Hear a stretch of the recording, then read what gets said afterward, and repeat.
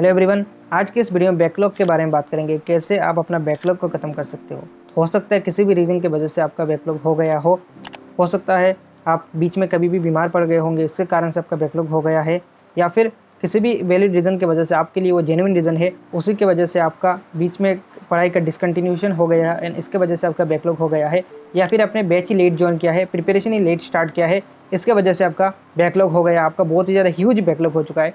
तो उसको कैसे आप हैंडल कर सकते हो, कैसे आप उसको ख़त्म कर सकते हो, आज की इस वीडियो में बात करेंगे।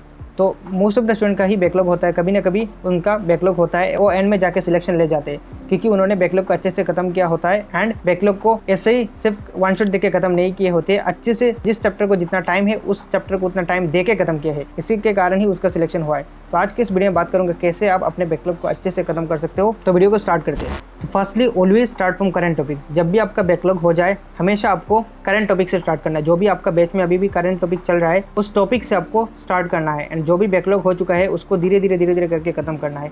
डेली आप अपना डेली जो भी लेक्चर चल रहा है उसको देखोगे एंड डेली एक लेक्चर या फिर 2 लेक्चर आप एक्स्ट्रा देखोगे, एक्स्ट्रा देख के उसको खत्म करोगे बैकलॉग। And stop procrastination. कल से स्टार्ट करूंगा, मंडे से स्टार्ट करूंगा, 1 तारीख से स्टार्ट करूंगा, ये नहीं करना है। आपको आज से स्टार्ट करना है। आपको आज अगर 15 मिनट भी मिल रहा है फिर भी उस टाइम को आप बैकलॉग खत्म करने में दो एंड बैकलॉग को खत्म करो। आज ही से स्टार्ट करना है एंड अभी से स्टार्ट करना है। इसके बाद आपको करंट टॉपिक को मेंटेन करते हुए चलना है। डेली जो भी लेक्चर हो रहा है क्लास में, नोट्स आपको मिल रहा है, उस नोट्स को आपको पढ़ना है। डीपीपी करना है, जो जहाँ से आप प्रैक्टिस करते हो उस डेली जो भी आपका पढ़ाई है उसको आपको मेंटेन करके चलना है एंड साथ में आपको बैकलॉग को मैनेज करना है एंड ये इंश्योर करना है कि आगे आपका बैकलॉग ना हो। नहीं तो अभी आप बैकलॉग खत्म करोगे एंड इसके साथ साथ आगे का बैकलॉग होता रहेगा तो आपका कोई फ़ायदा नहीं है। बैकलॉग यहाँ से खत्म कर रहे हो लेकिन आगे का बैकलॉग बनता जा रहा है। इसलिए डेली टॉपिक को जो भी पढ़ाई हो रहा है उसको आपको मेंटेन करना है, उसको आपको अच्छे से करना है एंड साथ में बैकलॉग को मैनेज करना है।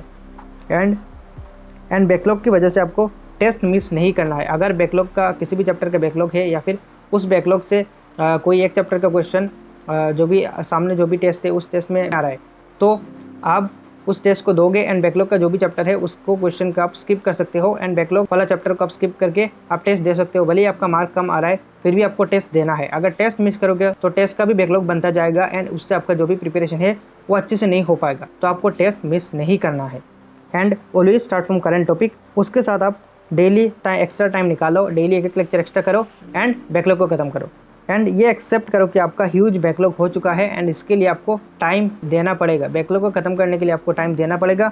आप एक दिन में ख़त्म नहीं करोगे, एक दिन में आप उसे ख़त्म नहीं कर सकते हो। अगर एक दिन में ख़त्म करने की कोशिश करोगे तो वहाँ से आप वन शॉट देखोगे या फिर जल्दी एक वीक में आप ख़त्म करने की कोशिश करोगे तो आप वन शॉट देखोगे एंड ख़त्म करोगे, लेकिन वहाँ से आपका कॉन्सेप्ट स्ट्रॉन्ग नहीं होगा, वहाँ से आपका कॉन्सेप्ट वीक रह जाएगा और उससे फ़ायदा नहीं होगा। नीट एक परफेक्शन डिमांड करता है, तो आप अगर किसी भी टॉपिक को अच्छे से नहीं पढ़ते हो, अच्छे से नहीं करते हो तो उसका कोई मतलब नहीं बनता, आपको क्वेश्चन नहीं बनेंगे।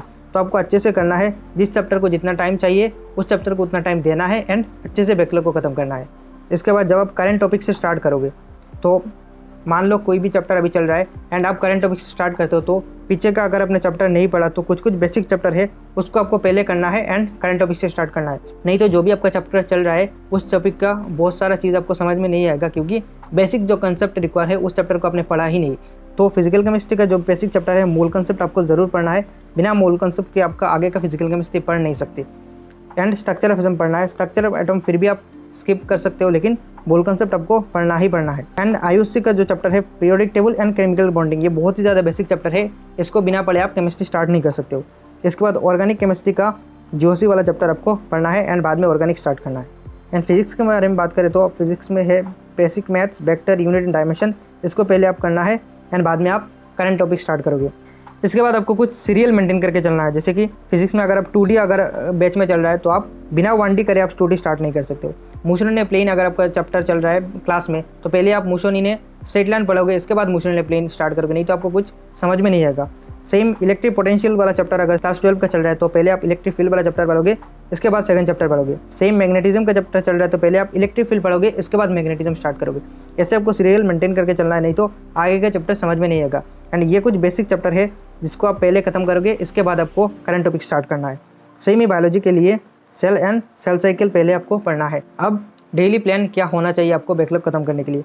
अगर आपका स्मॉल पोर्शन बैकलॉग है, 2-3 दिन आपने क्लास नहीं कर पाए, किसी भी वजह से आपका बैकलॉग हो गया है, मान लो आपका 3 दिन का बैकलॉग हो गया तो 3 दिन में होता है 9 क्लास, तो डेली आप एक लेक्चर को एक्स्ट्रा करके चलोगे तो 9 दिन में आपका बैकलॉग खत्म हो जाएगा। लेकिन आपका ह्यूज बैकलॉग हो चुका है तो उसको कैसे आप मैनेज करोगे, तो मैं डेली प्लान बताता हूँ कैसे आप अपना दिन को मैनेज करोगे। तो डेली जो भी आपका लेक्चर हो रहा है, नोट्स हो रहा है, डीपीपी हो रहा है, उसको आपको मैक्सिमम टाइम दे के उसको खत्म करना है। एंड में आपको 1 आवर, 1.5 आवर या फिर 2 आवर आपको एक्स्ट्रा निकालना है, वहाँ पर आप बैकलॉग खत्म करोगे।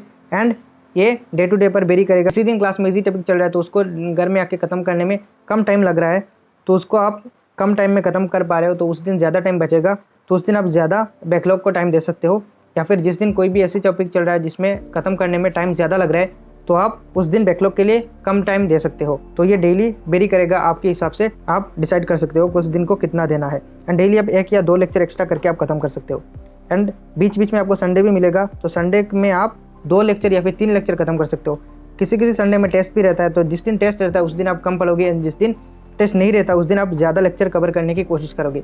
एंड कभी कभी बीच में हॉलीडे भी रहता है, उस दिन को आपको अच्छे से यूटिलाइज करना है एंड अच्छे से वहाँ से आपको टाइम निकाल के बैकलॉग कवर करने के लिए देना है। ऐसे आप छोटे छोटे टाइम निकाल के आप धीरे धीरे करके 2-3 महीने में आपका अगर ह्यूज बैकलॉग हो चुका है तो 3-4 महीने में आपका बैकलॉग आसानी से ख़त्म हो जाएगा। एंड अगर आप डेली 1-1 लेक्चर करते हो तो वीकली अराउंड 7 लेक्चर के आसपास हो जाएगा। 7 लेक्चर कंप्लीट, यानी आपको उसका नोट्स पढ़ना है, लेक्चर देखना है, उसका क्वेश्चन लगाना है, अच्छे से करके ख़त्म करोगे। नहीं तो अगर आप वन शॉट देख के या फिर कहीं से भी ख़त्म कर लेते हो तो अच्छे से कंसेप्ट नहीं बनेगा, आपका टॉपिक जो है वो वीक रह जाएगा एंड आपसे क्वेश्चन नहीं बनेगा, टेस्ट में भी नहीं बनेगा और टेस्ट में मार्क्स भी नहीं आएगा। इसके बाद अगर वीकली आप 7 लेक्चर कंप्लीट करते हो तो महीने के 30 लेक्चर के राउंड कंप्लीट कर लोगे एंड 2 महीने में आप 60 लेक्चर के आसपास खत्म कर लोगे। लेकिन ये तो हो गया आइडियल केस, लेकिन मोस्ट ऑफ द टाइम हम जो भी सोचते हैं ऐसा नहीं हो पाता। तो एवरेज में ये पकड़ के चल रहा हूँ कि मंथली आप 20 लेक्चर के आसपास खत्म कर लोगे। पहले आप एक पेज लो और आप वीकली टारगेट बनाओ, मंथली टारगेट बनाओ एंड वहाँ से आप सोचो कि इस वीक में आपको कितना कवर करना है, इस वीक में आपको ये चैप्टर कवर करना है एंड नेक्स्ट वीक में आपको ये चैप्टर खत्म करना है। एंड पूरा मंथ का आप एक प्लानर बनाओ, उस प्लानर के हिसाब से आप चलो कि इस मंथ में मुझे ये टॉपिक, ये चैप्टर खत्म करना है एंड उसको अकॉर्डिंग चलो। तो आइडियल सिनारियो आपको यहाँ पर नहीं देखने को मिलेगा। किसी हफ्ते में आप थोड़ा सा ज़्यादा कर पाओगे, किसी हफ्ते में आप थोड़ा सा कम कर पाओगे, तो ऐसे आप अपने हिसाब से एडजस्ट करके आप कर सकते हो। लेकिन तरीका वही रहेगा, आपको डेली थोड़ा थोड़ा एक्स्ट्रा करके करना है। डेली आप 1 या 2 लेक्चर आपको एक्स्ट्रा करना है एंड जब भी आपको हॉलीडे मिले उस हॉलीडे को आपको अच्छे से यूटिलाइज करके वहाँ पर थोड़ा सा आपको ज़्यादा एफर्ट लगाना पड़ेगा, क्योंकि बैकलॉग भी आपने ही क्रिएट किया है तो उसको खत्म भी आपको ही करना पड़ेगा, थोड़ा सा ज़्यादा आपको एफर्ट लगाना ही पड़ेगा। एंड क्या आपको वन शॉट प्रेफर करना चाहिए बैकलॉग को ख़त्म करने के लिए? तो यहाँ पर अगर आप ड्रॉपर हो एंड पिछले साल आपने बहुत ही ज़्यादा अच्छे से पढ़ा है, किसी किसी चैप्टर ऐसा हो रहेगा ही आपका, किसी किसी चैप्टर आपने बहुत ही अच्छे से पढ़ा है तो उस चैप्टर को आप वन शॉट देख के कवर कर सकते हो। लेकिन जो फ्रेशर है, पहली बार आप पढ़ रहे हो, तो आप वन शॉट प्रेफर नहीं करो। अगर आपका बहुत ही ज़्यादा बैकलॉग हो चुका है तो इन केस आप ये कर सकते हो कि जो भी उम्मीद का लेक्चर है, जैसे कि 8, 9 या फिर 10 घंटे 12 घंटे में एक चैप्टर कवर किया जाता है, तो वहाँ से आप कर सकते हो, क्योंकि वहाँ से अच्छे से पढ़ाया भी जाता है, कंसेप्ट क्लियर किया जाता है एंड क्वेश्चन प्रैक्टिस भी कराया जाता है, तो वहाँ से आप कर सकते हो।